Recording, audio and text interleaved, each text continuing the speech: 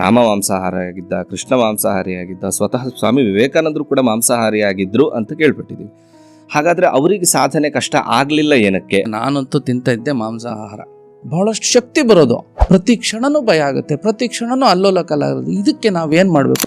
ಜೀವನ ಬೇರೆ ಅಧ್ಯಾತ್ಮ ಬೇರೆ ಅಂತ ಬೇರ್ಪಡಿಸ್ಕೊಂಡ್ಬಿಟ್ಟಿದೀವಿ. ನಾವು ಇಲ್ಲೇ ಫೇಲ್ಯೂರ್ ಆಗ್ತಿರೋದು, ನಮ್ಮ ಅಂಡರ್ಸ್ಟ್ಯಾಂಡಿಂಗಲ್ಲೇ ಫೇಲ್ಯೂರ್ ಆಗ್ತಿರೋದು. ನಾವು ನಿಮಗೆ ಬೇಕಾಗೇ ಇಲ್ಲ, ಆಹಾರ ಪದ್ಧತಿಗಳು ಬೇಕಾಗೇ ಇಲ್ಲ. ಚಿಕ್ಕ ಚಿಕ್ಕ ವಿಚಾರಗಳಲ್ಲಿ ಗಲಾಟೆ ಇವೆಲ್ಲ ಬರ್ತದಲ್ಲ, ಯಾಕೆ ಅಂತ ನೀವು ಅಂದ್ಕೊಳ್ಳಿ. ನಾನು ಸಮಾಧಾನವಾಗಿರ್ಬೇಕು ಅಂತ ಅಂದ್ಕೊಳ್ಳಿ, ಎಲ್ಲಾಗುತ್ತೆ. ಔಷಧಿ ರೂಪದಲ್ಲಿ ತಿಂದ್ರೆ ಒಳ್ಳೇದನ್ನ. ಅಟ್ಲೀಸ್ಟ್ ಮನಸ್ಸಿನ ವಿಚಾರದಲ್ಲಿ ಗೊಂದಲ ಇಲ್ದಲೇನೆ, ಭಯ ಇಲ್ದಲೇನೆ. ಟೀ ಕಾಫಿ ಬಿಡಿ ಅಂತ ಹೇಳ್ತಾರೆ, ಮಾಂಸ ಆಹಾರಗಳನ್ನ ಗ್ರಹಿಸ್ಬೇಡಿ, ಜಾಸ್ತಿ ಗ್ರಹಿಸ್ಬೇಡಿ ಅಂತ ಹೇಳ್ತಾನೆ. ಡಯಟಿಗೆ ಬಂದಾಗ ನೀವು ನಾನ್ ವೆಜ್ ಬಿಡ್ತೀರಾ ಅಂದ್ರೆ ನಾವು ಹೇಳ್ತಿರೋದು ತಪ್ಪು ಅಂತ ನೀವು ತಿಳ್ತಾರೆ. So wake up to the reality. So ಆಧ್ಯಾತ್ಮದ ಸಾಧನೆಯ ಹಾದಿಯಲ್ಲಿರಬೇಕಾದ್ರೆ ಹಿಂದೆ ಒಂದಷ್ಟು ಮಾತುಗಳಿರ್ತಾ ಇತ್ತು. ಅದಕ್ಕೋಸ್ಕರ ಸಮಯ ಕೊಟ್ಟು ಅನುಷ್ಠಾನಗಳನ್ನು, ಜಪಧ್ಯಾನಗಳನ್ನು ಮಾಡೋದ್ರನ್ನ ಬಿಟ್ಟು ಜೀವನದ ಪ್ರತಿಯೊಂದು ಕ್ಷಣವನ್ನು ನೀನು ಆಧ್ಯಾತ್ಮಕ್ಕಾಗಿ ಮುಡಿಪಿಡು. ಅಂದರೆ ಇಡೀ ನಿನ್ನ ಜೀವನವನ್ನೇ ನೀನು ಆಧ್ಯಾತ್ಮಕ್ಕೆ, ದಿನಚರಿಯಲ್ಲಿ ಕೆಲಸ ಮಾಡೋದ್ರ ಮುಖಾಂತರ ನೀನು ತಪಸ್ಗೈತಾ ಹೋಗು ಅನ್ನುವಂತಹ ಮಾತುಗಳಿರ್ತಾ ಇತ್ತು. ಈಗಿನ ಸೋಷಿಯಲ್ ಮೀಡಿಯಾ ಪ್ರಪಂಚದಲ್ಲಿ ಆಹಾರದ ಪದ್ಧತಿಯ ನಡುವೆ ಇಷ್ಟು ಚಂಚಲ ಇರಬೇಕಾದ್ರೆ ಸರಳವಾದಂತಹ ಒಂದು ಆಧ್ಯಾತ್ಮದ ಹಾದಿಯನ್ನು ಜೀವನದಲ್ಲಿ ತೊಡಗಿಸ್ಕೊಳ್ಳೋದು ಹೇಗೆ? ನಮ್ಮ ದಿನಚರಿಯಲ್ಲಿ ತೊಡಗಿಸ್ಕೊಳ್ಳೋಕೆ ಸಾಧ್ಯ ಇದೆಯಾ? ಇದ್ರೆ ಹೇಗೆ ಅಂತ ನೋಡಿ. ದಿನಚರಿನ ನಾವು ಈಗೇನಾಗಿದೆ ಅಂದರೆ, ಫಸ್ಟ್ ಆಫ್ ಆಲು ಜೀವನ ಬೇರೆ ಅಧ್ಯಾತ್ಮ ಬೇರೆ ಅಂತ ಬೇರ್ಪಡಿಸ್ಕೊಂಡ್ಬಿಟ್ಟಿದ್ದೀವಿ. ಸೊ ಫಸ್ಟ್ ನಾವು ಇಲ್ಲೇ ಫೇಲ್ಯೂರ್ ಆಗ್ತಿರೋದು, ನಮ್ಮ ಅಂಡರ್ಸ್ಟ್ಯಾಂಡಿಂಗಲ್ಲೇ ಫೇಲ್ಯೂರ್ ಆಗ್ತಿರೋದು. ನಾವು ಜೀವನ ಬೇರೆ ಅಧ್ಯಾತ್ಮ ಬೇರೆ ಅಂತ ನೋಡಿದಾಗ ನಿಮಗೆ ಏನಾಗುತ್ತೆ, ನಾವು ಅದನ್ನು ರೂಢಿಸ್ಕೊಳ್ಬೇಕಾಗುತ್ತೆ. ಸೊ ಇವಾಗ ನಾವು ಬೆಳಗ್ಗೆ ಬೇಗ ಎದ್ದೇಳಬೇಕು, ಒಳ್ಳೆಯ ಆಹಾರಗಳನ್ನು ತಿನ್ನಬೇಕು, ಮತ್ತು ನಿಮ್ಮ ದೇಹನ ಮನಸ್ಸನ್ನು ಕಾಪಾಡ್ಕೋಬೇಕು. ಹೀಗೆ ಇರೋವಂತಹ ಆಧ್ಯಾತ್ಮದ ಸರಳವಾಗಿರ್ತಕ್ಕಂಥ ಸೂತ್ರಗಳು ನಮಗೆ ಇದನ್ನು ಜೀವನದಲ್ಲಿ ರೂಢಿಸ್ಕೋಬೇಕು ಅಂದರೆ ನಾವು ಎಲ್ಲಿಗೆ ಬಂದು ನಿಂತಿದ್ದೀವಿ ಅನ್ನೋದನ್ನು ನೋಡಬೇಕಾಗತ್ತೆ.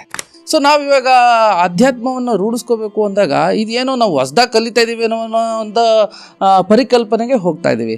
ಸೊ ಇದು ನಮ್ಮ ದೌರ್ಬಲ್ಯ. ಇದು ಆ್ಯಕ್ಚುಲಿ ನಮಗೆ ಇಟ್ಸ್ ವೆರಿ ಅನ್ಫಾರ್ಚುನೇಟ್. ಸೊ ಇದು ಅನ್ಫಾರ್ಚುನೇಟ್ನ ನಾವು ಕನ್ವರ್ಟ್ ಮಾಡ್ಕೋಬೇಕು. We have to get back to the original things. ನಾವಿವಾಗ ಮತ್ತೆ ಅದನ್ನು ನಮ್ಮ ಪೂರ್ವಸ್ಥಾನಕ್ಕೆ ಹೋಗ್ಬೇಕು ನಾವು ಮತ್ತೆ ಇವಾಗ. ಸೊ ಅದಕ್ಕೋಸ್ಕರ ಜೀವನವೇ ಒಂದು ಆಧ್ಯಾತ್ಮದ ಒಂದು ಸಂಕೋಲೆನಲ್ಲಿದೆ.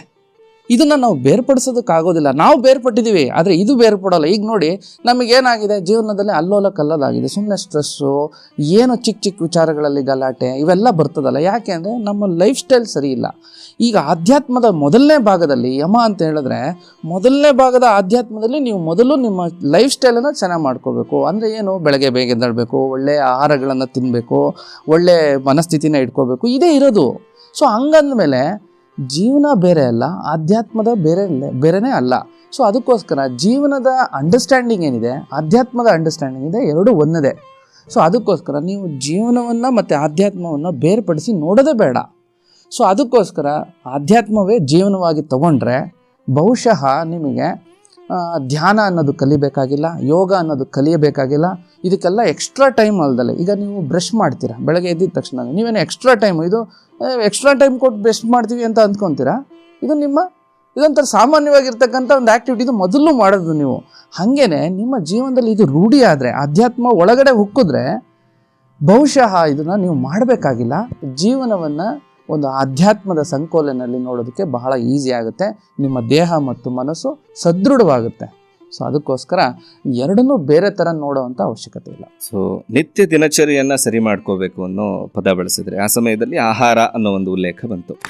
ಸೊ ಅನೇಕ ಕಡೆಗಳಲ್ಲಿ ಇರುವಂತಹ ದೊಡ್ಡ ಗೊಂದಲ ಏನಂತ ಹೇಳಿದ್ರೆ ಸಸ್ಯಾಹಾರ ಮತ್ತು ಮಾಂಸಾಹಾರ ಅಂತ. ಪೂಜೆಗಳಿಗೆ ಹೋದರೆ ಅಲ್ಲಿ ಸಸ್ಯಾಹಾರ ಮಾತ್ರ ಇರಬೇಕು ಅಂತ ಹೇಳ್ತಾರೆ, ಅಲ್ಲಿ ಬ್ರಾಹ್ಮಣಶಾಹಿ ಅಂತ ಬರುತ್ತೆ, ಅಲ್ಲಿ ಮಾಂಸಾಹಾರ ಕನಿಷ್ಠ ಅಂತ ಬರುತ್ತೆ. ಆಧ್ಯಾತ್ಮದ ಹಾದಿಯಲ್ಲೂ ಈ ಮಾತು ನಿಜವಾ? ಒಂದು ವೇಳೆ ಮಾಂಸಾಹಾರ ತಿಂದವ್ರಿಗೆ ಆಧ್ಯಾತ್ಮದ ಹಾದಿ ಅಷ್ಟು ಸುಲಭವಾಗಿ ಇರೋದಿಲ್ಲ ಅಂತನೋ, ಅಥವಾ ಸಾಧನೆಯೇ ಸಾಧ್ಯ ಇಲ್ಲ ಅಂತನೋ, ಅಥವಾ ಸಸ್ಯಾಹಾರ ಮಾಂಸಾಹಾರ ಎರಡೂ ಸಮಾನವಾದಂಥ ಒಂದು ಹಾದಿಯನ್ನು ಕಲ್ಪಿಸಿಕೊಡುತ್ತಾ ಅಂತ? ನೋಡಿ, ನನಗೆ ಈ ಆಧ್ಯಾತ್ಮಕ್ಕಿಂತ ಬರೋಕ್ಕಿಂತ ಮುಂಚೆ ನಾನಂತೂ ತಿಂತ ಇದ್ದೆ ಮಾಂಸಾಹಾರ. ನನಗೆ ಗೊತ್ತೇ ಇರಲಿಲ್ಲ ಇದಕ್ಕೆ ನಾನು ಬಹಳ ದೂರ. ಆ್ಯಕ್ಚುಲಿ ನಾನು ಅಂದ್ಕೊಂಡಿದ್ದೆ ಸರಳವಾಗಿ ಆಧ್ಯಾತ್ಮದಲ್ಲಿದ್ದ, ನಮಗೂ ಇದಕ್ಕೂ ಸಂಬಂಧನೇ ಇಲ್ಲ ಅಂತ ಅನಿಸಿತ್ತು ನನಗೆ. ನನ್ನ ಅನುಭವದಲ್ಲಿ ಈ ಒಂದು ಆಹಾರ ಪದ್ಧತಿನೇ ಹೇಳ್ತೀನಿ. ಯಾಕೆಂದರೆ ಇವತ್ತಿನ ಕಾಲದಲ್ಲಿ ಹೆಂಗಾಗಿದೆ ಅಂತ ಹೇಳಿದ್ರೆ, ಅದು ಬೇರೆ ಥರ. ಇದು ಸಾಧಕರಲ್ಲಿ ತುಂಬ ಜನ ನೀವು ನೋಡ್ಬೋದು, ಅಗೋರಿಗಳಿದ್ದಾರೆ, ಎಲ್ಲ ವಿಚಿತ್ರವಾದಂಥ ಸಾಧನಾ ಕ್ರಮಗಳಿದೆ. ಸೊ ವಿಚಿತ್ರವಾದಂಥ ಸಾಧನಾ ಕ್ರಮಗಳಿದೆ, ಅವರೆಲ್ಲ ಭಕ್ಷಿಸೋ ಅಂಥದ್ದು ಬೇರೆ ಥರನೇ ಇರುತ್ತೆ. ಸೊ ಅದಕ್ಕೆ ನಾನು ಕಮೆಂಟ್ ಮಾಡೋಕ್ಕೆ ಹೋಗಲ್ಲ, ಒಂದು ಜನರಲೈಸ್ ಫಾರ್ಮೆಟಲ್ಲಿ ಇದನ್ನು ತರೋದಕ್ಕಾಗೋದಿಲ್ಲ ಎಲ್ಲದನ್ನು. ಏಕೆಂದರೆ ಅಧ್ಯಾತ್ಮ ಅನ್ನೋದು ದೊಡ್ಡ ಸಾಗರವಿದ್ದಂತೆ. ಇದನ್ನು ಹೀಗೆ ನಾವು ನೋಡಬೇಕು ಅನ್ನೋ ಯಾವ ದೃಷ್ಟಿಕೋನನೂ ಇಲ್ಲ. ಆದರೆ ಒಂದಿಷ್ಟು ನಾವು ಇದನ್ನು ನಮ್ಮ ಮನುಷ್ಯನ ಲೆವೆಲಿಗೆ ಬಂದು ಇದನ್ನು ಸರಳವಾಗಿ ಅನುಸರಿಸಬೇಕು ಅಂತ ಹೇಳಿದ್ರೆ ನೀವು ಸತ್ವಕ್ಕೆ ಬರಲೇಬೇಕಾಗತ್ತೆ, ಸತ್ವದ ವಿಚಾರಗಳಿಗೆ ಬರಲೇಬೇಕಾಗುತ್ತೆ. ಈ ಸತ್ವದ ವಿಚಾರಗಳಿಗೆ ಬರಲಿಲ್ಲ ಅಂತ ಹೇಳಿದ್ರೆ ನಿಮ್ಮ ಮನಸ್ಸು ಅಲ್ಲೋಲ ಕಲ್ಲೋಲ ಆಗುತ್ತೆ. ಒಂದು ಕ್ಷಣನೂ ಕೂಡ ಸಮಾಧಾನವಾಗಿ ಕುತ್ಕೊಳಕ್ಕಾಗಲ್ಲ ಎಲ್ಲೂ ಕೂಡ. ಈಗ ಸಮಾಧಾನ ಬರಬೇಕು ಅಂದರೆ ನೀವು ಅಂದ್ಕೊಳ್ಳಿ, ನಾನು ಸಮಾಧಾನವಾಗಿರಬೇಕು ಅಂತ ಅಂದ್ಕೊಳ್ಳಿ, ಎಲ್ಲಾಗುತ್ತೆ? ನಿಮಗೆ ಫಿಯರ್, ನಿಮಗೆ ಭಯ ಆಗಬಾರ್ದು ಅಂತ ಅಂದ್ಕೊಳ್ಳಿ, ಆ ಭಯ ಆಗ್ದಲೇ ಇರುತ್ತಾ? ಪ್ರತಿ ಕ್ಷಣನೂ ಭಯ ಆಗುತ್ತೆ, ಪ್ರತಿ ಕ್ಷಣನೂ ಅಲ್ಲೋಲ ಕಲ್ಲೋಲ ಆಗುತ್ತೆ. ಇದಕ್ಕೆ ನಾವೇನು ಮಾಡಬೇಕು, ನಮ್ಮ ವಿಚಾರಗಳನ್ನು ಸತ್ವದಲ್ಲಿ ನಿಲ್ಲಿಸ್ಬೇಕಾಗುತ್ತೆ. ಸತ್ವ ಅಂತ ಹೇಳಿದ್ರೆ ಇದು ಸುಮ್ಮನೆ ಉದುರಲ್ವಲ್ಲ, ಎಲ್ಲಿಂದನೋ ಮೇಲೆ ಯಾರೋ ಹೇಳಿದ ತಕ್ಷಣ ಬರೋ ಅಂಥದ್ದಲ್ವಲ್ಲ. ನಾವು ತಿನ್ನೋ ಅಂಥ ಆಹಾರ ಹೇಗೆ ಸತ್ವವಾಗಿರುತ್ತೋ ಅದೇ ರೀತಿ ನಮ್ಮ ಮನಸ್ಥಿತಿನೂ ಇರುತ್ತೆ, ಅಷ್ಟೇ ಸತ್ವದಲ್ಲಿ ಇರುತ್ತೆ. ಸತ್ವ ಅಂದಿದ ತಕ್ಷಣ ನಾಟ್ ದಟ್ ನೀವು ಭಾಳ ಸಾತ್ವಿಕ, ನೀವು ಏನೋ ನಿಮ್ಮ ಅಟ್ಲೀಸ್ಟ್ ಸತ್ವದ ವಿಚಾರಗಳು ತುಂಬ ದೊಡ್ಡದಿದೆ, ಆದರೆ ಅಟ್ಲೀಸ್ಟ್ ಮನಸ್ಸಿನ ವಿಚಾರದಲ್ಲಿ ಗೊಂದಲ ಇಲ್ದಲೇ, ಭಯ ಇಲ್ದಲೇ, ಒಂದು ಬೆಳಗ್ಗೆ ಎದ್ದಿದ ತಕ್ಷಣ ಪರಿಪೂರ್ಣವಾದಂತಹ ಮನುಷ್ಯತ್ವದ ಹಾದಿಯಿಂದ ಹಿಡಿದು ನೀವು ಒಂದು ಸಾಕ್ಷಾತ್ಕಾರ ಹಾದಿಗೆ ಹೋಗಬೇಕು ಅಂತ ಹೇಳಿದ್ರೆ ಈ ಆಹಾರ ಪದಾರ್ಥಗಳಲ್ಲಿ ಸತ್ವದ ಆಹಾರ ಪದಾರ್ಥಗಳನ್ನು ಗ್ರಹಿಸಿದ್ರೆ ನಿಮಗೆ ಸತ್ವದ ವಿಚಾರಗಳು, ಸತ್ವದ ತತ್ವಗಳು ಬರ್ತದೆ. ಇಲ್ಲ ಅಂತ ಹೇಳಿದ್ರೆ ಬಹುತೇಕವಾಗಿ ಕಷ್ಟ.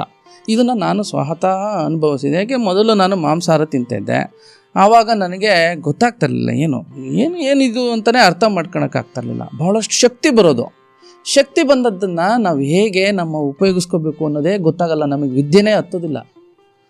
ನಾವು ಸತ್ವದ ವಿಚಾರಗಳಿದ್ದರೆ ಮಾತ್ರ ತತ್ವದ ವಿಚಾರಗಳಿಗೆ ನಾವು ತಗೊಂಡೋಗ್ಬೋದು. ಇಲ್ಲ ಅಂತ ಹೇಳಿದ್ರೆ ನಿಮಗೇನಾಗುತ್ತೆ, ಬಹಳಷ್ಟು ಜನ ಶಕ್ತಿನ ಜನ್ರೇಟ್ ಮಾಡೋರಿರ್ತಾರೆ, ಆದರೆ ತತ್ವಕ್ಕೆ ತಗೊಂಡೋಗುವಂಥವ್ರು, ಜ್ಞಾನಕ್ಕೆ ಮಾಡ್ಕೊಳೋ ಅಂಥವ್ರು ಬಹಳಷ್ಟು ಕಡಿಮೆ ಜನ. ಅದಕ್ಕೆ ಹೋಗಬೇಕು ಅಂತ ಹೇಳಿದ್ರೆ ನೀವು ಸತ್ವದ ಪದಾರ್ಥಗಳನ್ನು ತಿಂದ್ರೇ ನಿಮ್ಮೊಳಗೆ ಆ ತತ್ವಗಳು ಬರೋದಕ್ಕೆ ಸಾಧ್ಯ. ಇಲ್ಲ ಅಂತ ಹೇಳಿದ್ರೆ ಏನಾಗುತ್ತೆ, ಭಾಳಷ್ಟು ಕಷ್ಟಪಡಬೇಕಾಗುತ್ತೆ. ಈಗ ತಿನ್ನೋ ಅಂಥ ಆಹಾರ ಬೇರೆ, ನಾವಿರೋ ಅಂಥದ್ದು ಮನಸ್ಥಿತಿ ಬೇರೆ, ಈ ಥರ ಆಗೋದಿಲ್ಲ ಅಧ್ಯಾತ್ಮದಲ್ಲಿ. ಅಂದರೆ ಜೀವನದಲ್ಲೂ ಅಷ್ಟೇ. ಈಗ ಜೀವನದಲ್ಲಿ ಒಂದೇ ಥರ ಇರಬೇಕು, ಮಲ್ಟಿಪಲ್ ಎಲ್ಲ ಬೇರೆ ಬೇರೆ ಥರ ಇರಬೇಕಾ? ಜೀವನದಲ್ಲಿ ಒಬ್ಬ ವ್ಯಕ್ತಿ ತನ್ನೊಳಗಿರ್ತಕ್ಕಂಥ ವಿಚಾರಗಳ ಮೇಲೆ ನಿಂತು ಅವನ ಜೀವನವನ್ನು ಮಾಡಬೇಕು. ಹೀಗೆ ಆದರೆ ಒಳ್ಳೆಯದು. ಈಗ ಒಂದೇ ಡೈರೆಕ್ಷನಲ್ಲಿ ಹೋದರೆ ಒಳ್ಳೆಯದು. ಈಗ ಮಲ್ಟಿ ಡೈಮೆನ್ಷನ್ ಆಗಿಬಿಟ್ರೆ ನಾವು ಇರೋದೇ ಒಳಗಡೆ ಒಂಥರ, ಹೊರಗಡೆ ಇರೋ ಥರ ಒಂಥರ ಆದರೆ ಈ ಕನ್ಫ್ಯೂಷನ್ ಅಲ್ವ, ಫ್ರಿಕ್ಷನ್ ಅಲ್ವ ಯಾವಾಗಲೂ. ಅದಕ್ಕೋಸ್ಕರ ನೀವು ಗ್ರಹಿಸುವಂಥ ಆಹಾರಗಳು ಬಹುತೇಕವಾಗಿ ಸತ್ವದಲ್ಲಿದ್ದರೆ, ಅಂದರೆ ಆಹಾರ ಪದಾರ್ಥಗಳು ಸಸ್ಯದ ಒಂದು ಮುಖಾಂತರ ಬರೋದಾದರೆ ಆದಷ್ಟು ಸತ್ವಕ್ಕೆ ಬರ್ತೀರಾ. ಬಟ್ ಆ ಸತ್ವದ ಜೊತೆ ನಿಮ್ಮಲ್ಲಿ ಕ್ರಿಯೆಗಳು ಇದ್ದರೆ ನಿಜವಾಗ್ಲೂ ಕೂಡ ನಿಮ್ಗೆ ಆಧ್ಯಾತ್ಮದ ಸಾಧನೆ ಚೆನ್ನಾಗಾಗುತ್ತೆ, ಮತ್ತು ನಿಮ್ಮ ಹೆಲ್ತು ಕೂಡ ಚೆನ್ನಾಗಾಗುತ್ತೆ. ಇವತ್ತೆಲ್ಲ ಸೈಂಟಿಫಿಕ್ಕಾಗಿ ನೀವು ಪ್ರೂವ್ ಮಾಡಿ ನೋಡ್ತಾ ಇದ್ದೀರಾ. ಡಯಟಿಗೆ ಬಂದಾಗ ನೀವು ನಾನ್ ವೆಜ್ ಬಿಡ್ತೀರಾ ಅಂದರೆ ನಾವು ಹೇಳ್ತಿರೋದು ತಪ್ಪು ಅಂತ ನೀವು ತಿಳ್ಕೊತೀರ. ಇದು ಹೀಗೆ ನಿಮಗೆ ಅಜ್ಞಾನದ ಮೌಢ್ಯದ ಒಂದು ಹಾದಿನಲ್ಲಿ ನೀವಿದ್ದೀರ. So wake up to the reality. ಈಗ ರಿಯಾಲಿಟಿನ ನೋಡಿ. ಈಗ ನಮ್ಮ ಪೂರ್ವಜರು ಏನು ಹೇಳ್ತಾ ಇದ್ದಾರೆ, that is what you have to make sure your life style ಅದೇ ಆಗ್ತಾ ಇದೆ. ಅದೇ ಡಯಟಿಷಿಯನ್ಸ್ಗಳು ಹೇಳ್ತಾ ಇರೋದು, ಅದೇ ಡಾಕ್ಟರ್ಸ್ಗಳು ಕೂಡ ಹೇಳ್ತಾ ಇರೋದು. ಟೀ ಕಾಫಿ ಬಿಡಿ ಅಂತ ಹೇಳ್ತಾರೆ, ಮಾಂಸ ಆಹಾರಗಳನ್ನು ಜಾಸ್ತಿ ಗ್ರಹಿಸಬೇಡಿ ಅಂತ ಹೇಳ್ತಾರೆ.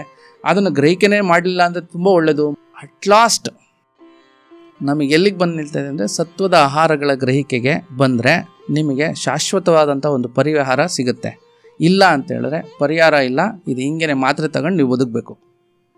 ಸೊ ಇದರದ್ದೇ ಕಂಟಿನ್ಯೂ ವರ್ಷನ್ ಪ್ರಶ್ನೆ ಏನಂದರೆ, ಒಂದಷ್ಟು ಜನ ಸ್ವಾಮೀಜಿಗಳು ಮಾತಾಡಬೇಕಾದ್ರೆ ಒಂದಷ್ಟು ಇಂಟರ್ವ್ಯೂಗಳಲ್ಲಿ ಕೇಳಿದ ಪ್ರಕಾರ ಆಚಾರ್ಯರ ತ್ರಯರು ಬಂದ ನಂತರ, ಬುದ್ಧಾಗಮನದ ನಂತರ ಭಾರತದಲ್ಲಿ ಸಸ್ಯಾಹಾರದ ಪ್ರಮಾಣ ಹೆಚ್ಚಾಗಿತ್ತು. ಅಲ್ಲಿಯವರೆಗೆ 80% ಅಪ್ ಟು 80% ನಾನ್ ವೆಜ್ ಇತ್ತು.